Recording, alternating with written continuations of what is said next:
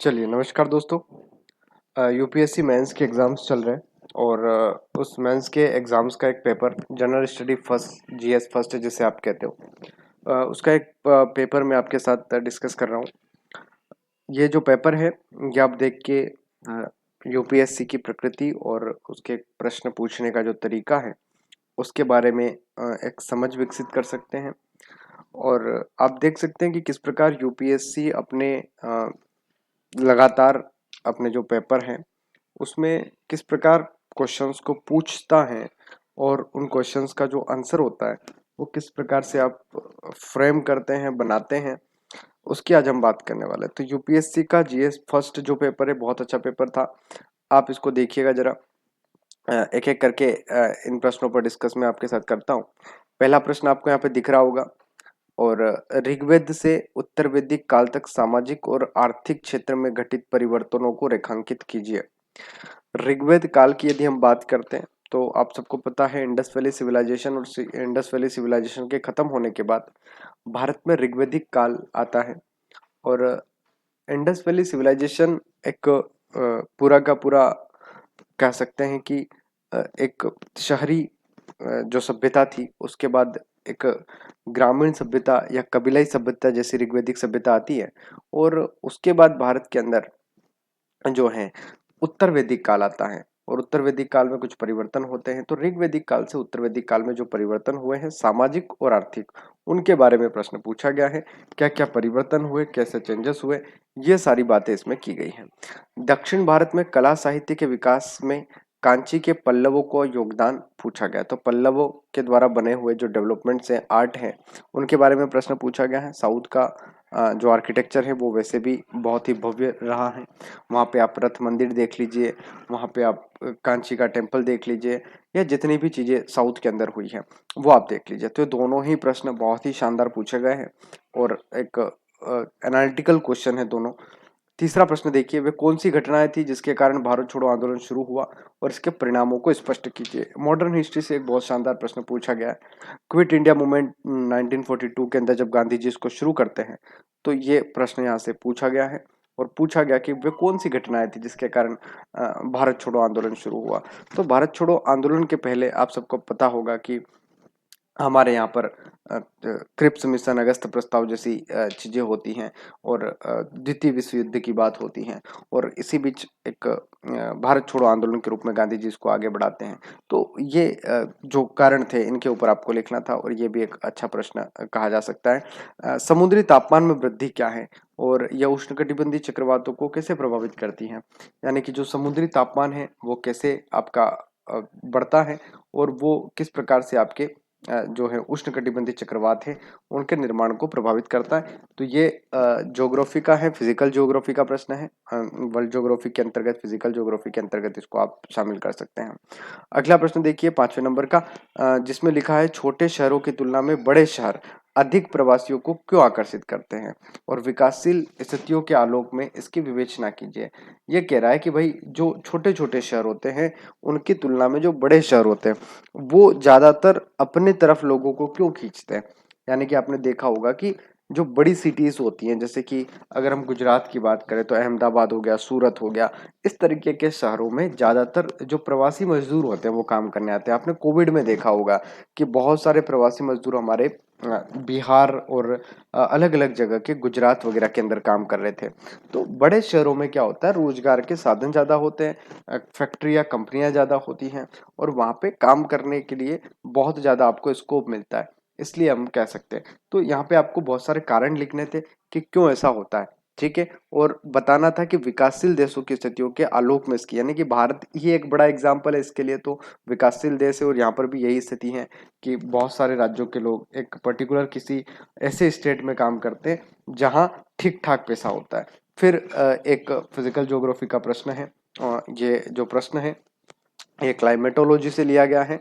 बादल फटने की परिघटना क्या है, इसकी व्याख्या आपको करनी थी। क्लाउड बस्ट क्या होता है। अगर आप मेरे चैनल पे जाओगे तो आपको क्लाउड बस्ट का एक वीडियो मिलेगा, उसमें मैंने पूरा आपको समझाया था कि बादल कैसे फटता है और उसको फटने की वजह क्या होती है, किस प्रकार से बादल फटने की घटनाएं होती है। तो एक सिंपल सा प्रश्न पूछा गया क्लाइमेटोलॉजी से। उसके बाद देखिए जनसंख्या या शीत डेमोग्राफिक विंटर की अवधारणा क्या है और ये दुनिया की ऐसी स्थिति की ओर अग्रसर है, विस्तार से समझाइए। तो एक डेमोग्राफिक विंटर की बात की गई है, एक वर्ड दिया गया है जनसांख्यिकीय शीत, है ना, एक वर्ड दिया गया है और इसके बारे में प्रश्न पूछा गया है। तो ये मुझे लगता है कि थोड़ा सा टफ क्वेश्चन हो सकता है। अगली बात करते हैं लैंगिक समानता, लैंगिक निष्पक्षता एवं महिलाओं के सशक्तिकरण के बीच अंतर को स्पष्ट करना था। कार्यक्रम की परिकल्पना और क्रियान्वयन के लैंगिक सरोकारों को ध्यान में रखना क्यों महत्वपूर्ण है, एक ये भी प्रश्न पूछा गया, जो कि जेंडर इक्विलिटी, जेंडर इक्विटी तथा वुमेन एम्पावरमेंट से प्रश्न पूछा गया था। ठीक है, अगला प्रश्न देखिए, समान सामाजिक आर्थिक पक्ष वाली जातियों के बीच अंतर जाति विवाह कुछ हद तक बढ़े हैं। अभी आपने देखा होगा कि भारत में भी सरकारों के प्रयास से अनेक अंतरजातीय विवाह हो रहे हैं। तो इसके पक्ष में ये क्वेश्चन पूछा गया है कि समान सामाजिक आर्थिक पक्ष वाली जो जातियां होती हैं वो आपस में अब अंतर विवाह या अंतरजातीय विवाह कर रही हैं, किंतु अंतर धार्मिक विवाहों के बारे में यह कम सच है। यानी कि अभी धार्मिक रूप से अंतर धार्मिक विवाह नहीं हो पा रहे, अंतर जो आपकी जातियां हैं वो शादियां कर रही हैं। तो ये भी प्रश्न पूछा गया, एक एनालिटिकल क्वेश्चन है और सोचने वाली बात है और इस पर प्रश्न पूछा गया है। अगला प्रश्न देखिए, 20 क्वेश्चन आते हैं टोटल इसमें मेंस के अंदर। ठीक है, विकास के सामाजिक आर्थिक जो मुद्दे हैं, विकास के सामाजिक आर्थिक जो मुद्दे हैं उसको निपटने में सरकार, गैर सरकारी संगठन और निजी क्षेत्र की क्या भागीदारी है वो आपको बताना था।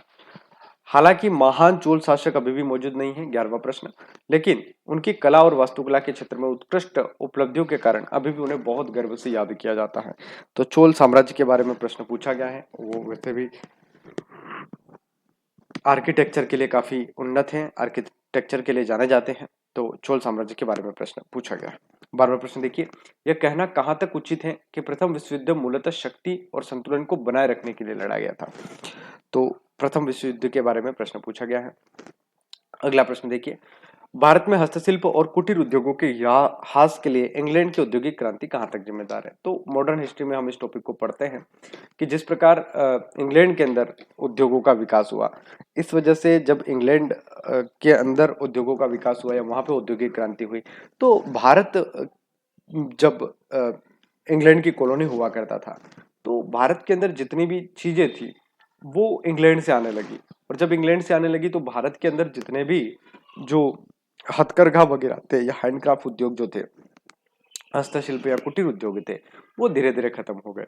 और इंग्लैंड में औद्योगिक क्रांति की वजह से भारत के जो कुटीर उद्योग थे, हस्तशिल्प उद्योग थे, वो पूरी तरह से नष्ट हो चुके थे। तो ये भी एक बहुत बढ़िया प्रश्न पूछा गया।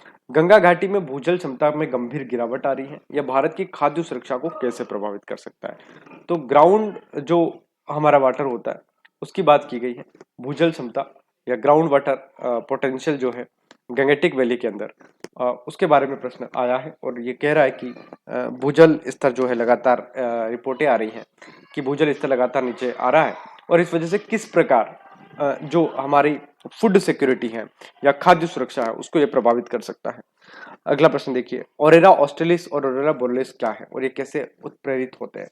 ये आपके वर्ल्ड ज्योग्राफी का क्वेश्चन है और वर्ल्ड ज्योग्राफी के अंदर भी अगर आप एस्ट्रोनॉमी की बात करते हो तो वहां से ये प्रश्न पूछा गया है। ठीक है, चलिए, ट्विस्टर क्या है तो ये आपको पता ही होगा, मेक्सिको की खाड़ी के आसपास ट्विस्टर चलता है और इसके क्षेत्रों में अधिकतर ट्विस्टर क्यों देखे जाते हैं, तो ये भी आपके वर्ल्ड ज्योग्राफी का क्वेश्चन है। क्षेत्रीय असमानता क्या है और यह विविधता किस प्रकार है, भारत में क्षेत्रीय समानता की क्या गंभीर मुद्दे। क्षेत्रीय समानता आप देख सकते हो राज्यों के भीतर सामान्यतः देखी जाती है, जैसे पंजाब को देख लीजिए, वो एग्रीकल्चर के मामले में काफी आगे है। उसके बाद बिहार की अगर आप तुलना करें तो वहां पे गरीबी बहुत ज्यादा है। आप कर्नाटक से किसी राज्य की तुलना करें तो वहां पे एक अलग स्थिति बन सकती है। तो क्षेत्रीय असमानता हमारे राज्यों में ठीक ठाक देखने को मिलती है। ठीक है, तो कुछ राज्य जो हैं वो बहुत अच्छी स्थिति में है और कुछ हमारे राज्य हैं वो बहुत खराब स्थिति में है, तो यही क्षेत्रीय असमानता है। कश्मीर की अलग समस्या है, मध्य प्रदेश की अलग समस्या है, बिहार की अपनी अलग समस्या है, और यहाँ सभी जगह पर क्षेत्रीय असमानताएं फैली हुई हैं। कोई भी स्टेट हमारा एक जैसा लगभग नहीं है, और ये हमारे लिए अलग अलग मुद्दों की बात होती है। कहीं पर इसे पॉजिटिव वे में लिया जाता है कि भाई हमारे भारत के अंदर इतनी विविधता है। ठीक है, अगला प्रश्न देखिए, समानता और सामाजिक न्याय की व्यापक नीतियों के बावजूद भी अभी तक वंचित वर्गों को संविधान द्वारा परिकल्पित सकारात्मक कार्रवाई का पूरा लाभ नहीं मिला है। ये प्रश्न क्यों आया, इस पर अगर आप ध्यान देंगे तो अभी आपको पता होगा पिछले 1-2 सालों के अंदर जब हमारे इलेक्शन हुए उन 2024 के, उसके पहले संविधान एक बड़ा मुद्दा था, और संविधान के मुद्दे के साथ साथ वंचित वर्गों के जो मुद्दे हैं वो लगातार बड़े थे। इसलिए यूपीएससी ने यहाँ से एक प्रश्न उठाया और आपसे पूछने का प्रयास किया कि किस प्रकार समानता, जो सामाजिक न्याय की व्यापक नीतियों के बावजूद भी अभी तक जो वंचित वर्ग हैं उनको संविधान का परिकल्पित सकारात्मक कार्रवाई का पूरा लाभ नहीं मिला है। तो यहाँ यूपीएससी ने एक बहुत शानदार प्रश्न पूछा, और ये करंट इशू बेस्ड क्वेश्चन है, क्योंकि लगातार संभावनाएं बन रही थी कि यहाँ से प्रश्न आएगा। वैश्वीकरण से विभिन्न वर्गों के कुशल युवा एवं अविवाहित महिलाओं द्वारा शहरी प्रवास में वृद्धि की है। ये कह रहा है कि वैश्वीकरण की वजह से कुशल युवा एवं अविवाहित महिलाओं ने इस प्रवृत्ति में उनकी व्यक्तिगत स्वतंत्रता और परिवार के साथ संबंधों पर क्या प्रभाव डाला है। बहुत सारे लड़कियों को, महिलाओं को आपने देखा होगा कि किस प्रकार अब वैश्वीकरण के इस दौर में वो बाहर जाके जॉब करने लगी हैं, और खासकर वो महिलाएं जो अविवाहित हैं, लड़कियां, है ना, आईटी कंपनी हो गई या सॉफ्टवेयर इंडस्ट्री, जितनी भी हमारे यहाँ पे काम करने वाली कंपनियां हैं, उनमें सामान्यतः देखा गया है कि जो लड़कियां जो कुशल हैं, जो काम कर सकती हैं, या जो इंजीनियर हैं किसी चीज के लिए, तो वो सामान्यतः बाहर जा रही हैं अब। इस अभिमत का आलोचनात्मक विश्लेषण कीजिए कि भारत में सांस्कृतिक विविधता और सामाजिक आर्थिक सीमांतताओं के बीच एक गहरा संबंध है। तो ये एक क्रिटिकली एनालाइज आपको करना था कि किस प्रकार भारत की जो सांस्कृतिक विविधता है सामाजिक आर्थिक सीमांतताओं के बीच एक गहरा सहसंबंध स्थापित करती है। कल्चरल हमारे यहाँ पे अलग अलग प्रकार की जो डाइवर्सिटी है उसकी ये बात कर रहा है, और सोशो इकोनॉमिक जो आपकी सीमांतता है उनके सहसंबंध की ये बात करता है।